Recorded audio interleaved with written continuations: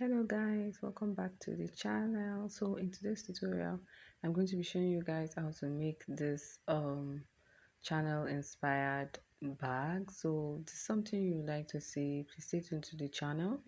So my own is actually bigger than what I was actually recreating, but the good news is that you can always make alterations on the measurement. So having said that, let's go straight into the tutorial of the day.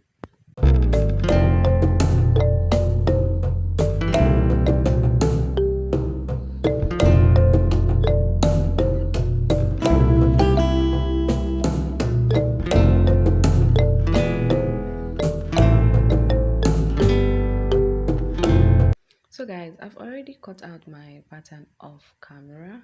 I'm going to be going through the pattern for you.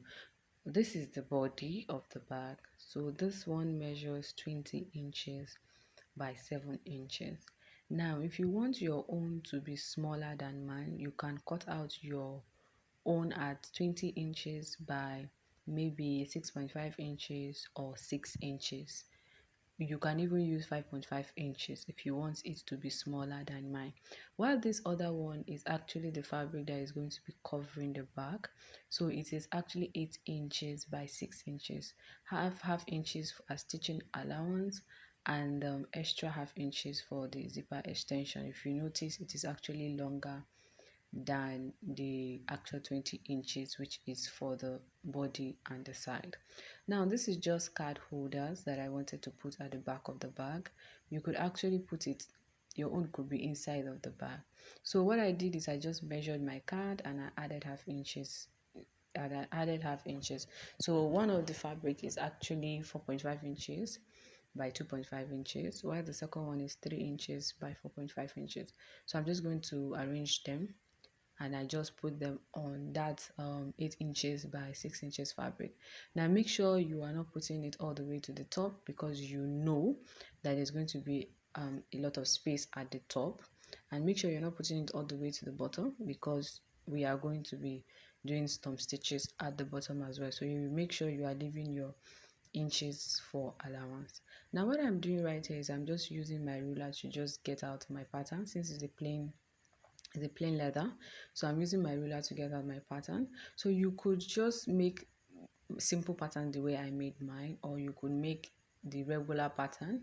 Mine was bigger because my own was 1.5 inches wide, but you could do 1 inches. Okay, so I know a lot of people have actually asked me a lot of questions on how I actually achieve my designs on my plain leather, how I actually make my coat on my plain leather. So I am going to be making a dedicated tutorial on how to go about this coat. This is our regular channel coat, the X coat. It's irregular, and that design doesn't actually go out of style because the brand is a luxury brand. Okay, so I'm going to make a well dedicated and explained tutorial on how to actually go about it, and the measurements to use, and how to actually go about it. So when I was done with that, if I am done with that rather, I'm going to put the link in the description of this tutorial so that you'll be able to watch it and see a perfect clear explanation on how to go about it. But if you are already if you're not a beginner, or you already know your way around bag making, you know how to actually go about the coat, then let's proceed. So after I was done with the coat, I went ahead to my sewing machine to go and stitch the lines. When I was done, this is what it looks like. So the next thing I'm going to go ahead and do now is to stitch my zipper. Okay, so I'm leaving 1 inches allowance on both end, leaving 1 inches allowance on both end. Then I'll put my lining, then I'll go ahead and stitch it, and also top stitch. Now in order to fix this second part, which I have the pocket, you can just cut out your foam and also cut out the lining that is the same width. Then you just arrange it and you sew it. Please make sure that the pocket is facing upwards. Okay, the pocket is facing upwards, not downwards. Okay, so when you are actually trying to sew the body, this side to the main body, make sure you are paying attention to how the pockets will stand. Okay, Make sure you're actually paying attention to how the pocket will stand. So you put your fabric like this, okay? Then you also put your lining. So please don't forget to insert your runner before you actually start this sewing of this side, because when you sew it right now, it's going to be closed. Okay, so this is just me. I've already fixed my runner. Then I went ahead and sew it, and I also top stitch it. Okay, so when you top stitch it, this is what it will look like, and this is what I mean when I said make sure that the pocket is facing upwards. Okay, now I went ahead and make a notch, so that I'm going to use it as a guide to cut out the top and the bottom. Now this is actually optional. I am actually using 5.5 inches by 7 inches for 7.5 inches rather, for the top and the bottom, for the width and the length. Now if you're asking how you achieve this, I will just tell you that you should just keep cutting. Just have a particular width in mind or particular length in mind. Let's say for instance you want it to be 10 inches long. Okay, now you cut out the 10 inches long, then you start from somewhere around 5 inches. You keep pushing it inside like this till you actually get accuracy. You see the way I'm doing. So this is actually a beginner friendly guide that is that you can use. But if you know your way around this kind of bags, then you could just skip that. Okay, but if you are a beginner and you're wondering how to achieve your measurement, maybe my own is too wide, you want it to be less wide but long, then this is how you're going to be doing it. First of all, you have to have a particular length in mind. So if you want the total length of the bag to be 9 inches, you cut out your fabric as 9 inches, then the width, you cut out the width at 5 inches, then you'll be reducing it till it actually fit inside the bag the way you see that I do it before I started cutting this part that I want to cut now. Now the reason why we are cutting this shape out is because if we don't give it a curve, it is going to be too pointy, and we don't want it to be too pointy because it is actually a gum work. I'm not going to do any more sewing on the bag anymore. The remaining part of this work is actually a gum work, so you need it to be round so that everything will fit in perfectly.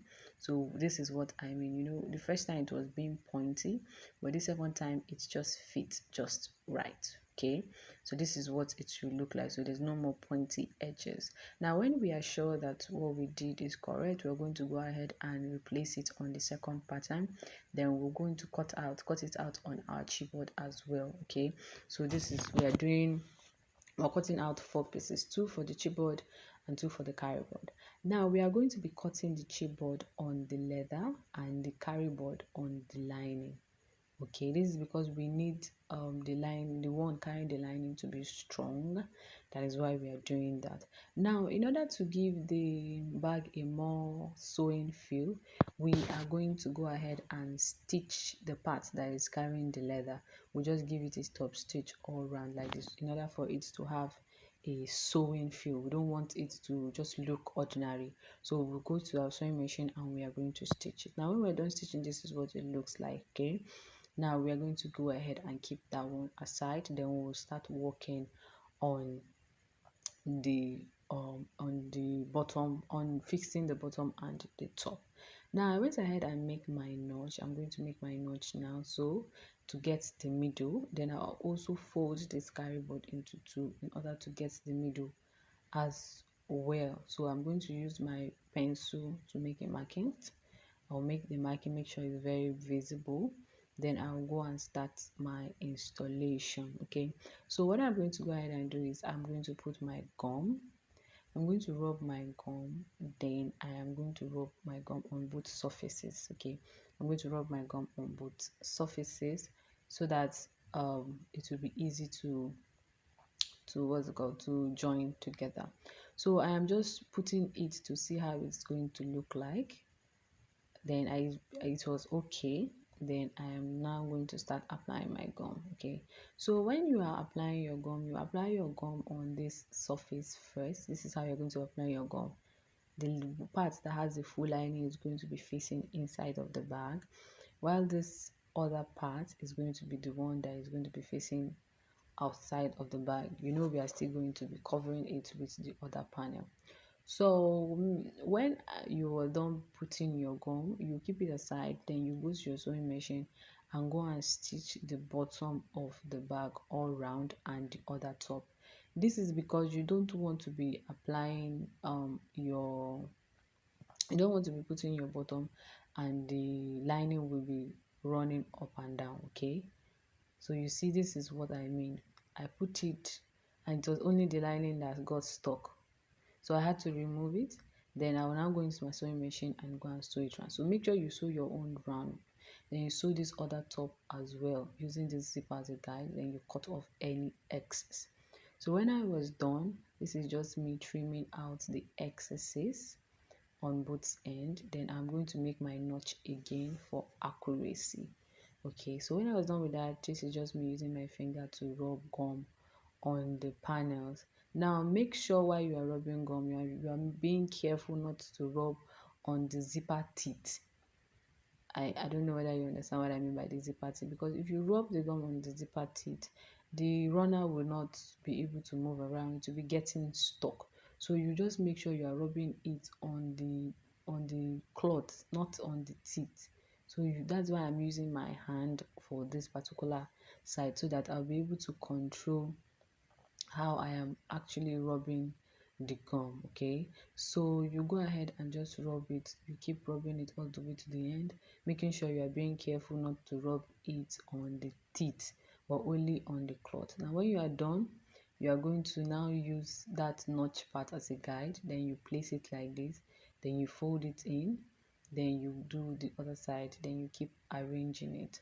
Now make sure you are arranging it. Make sure while you are putting it, you are opening your zipper to be sure that when you are done with your work, your bag can actually open or can actually close back. Okay, so you just keep doing it and keep opening it, keep arranging it. Okay, keep doing it, keep arranging it, keep doing it, keep arranging it. Any lumps, you open it and arrange it. Make sure it is straight and it is smooth.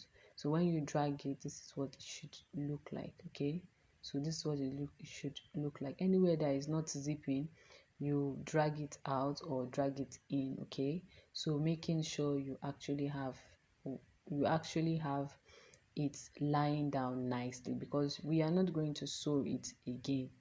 Okay, we are not going to sew it again. That is everything about this top part. So if you do not do it well, the zip would tend to come out with time. So after you're done with that, you go ahead and do the same thing on the bottom piece. So this is what the bottom piece would look like when you are done. Okay, so it's going to have some lumps. Then you are going to use your scissors and your lighter, cut off the excess and you point it out. So this is just me looking at it, making sure that it is accurate.